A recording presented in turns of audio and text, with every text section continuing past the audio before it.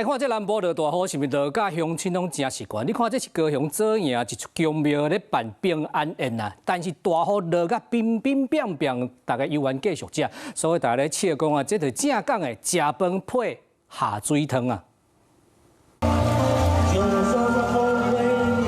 高雄昨暗時繼續落大雨，左營平安宴的辦桌台頂的大哥雨中唱情歌，無受大雨影響。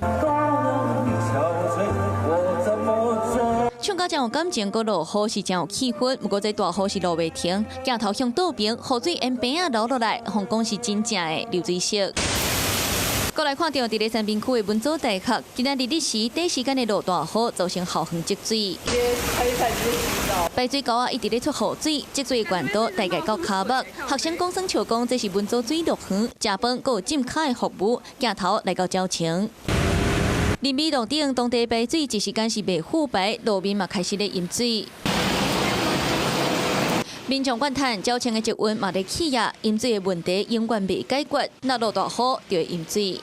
可能就是水溝不通而已啊，不然有什麼原因？跟挖捷運沒有什麼關係，從10幾年前就這樣了。地勢比較低的就會啦，以前就會這樣了。大雨為昨昏落到今仔日，積溫的工程嘛就要暫停。水利局針對民眾反映，表示當地是挖山橋，後續會加入排水的改善評估。淹水同款出現佇咧左營大路、蔡公路，車輛若經過水就四界噴。提醒民眾天氣無穩定、地較低的所在就要繼續預防大雨。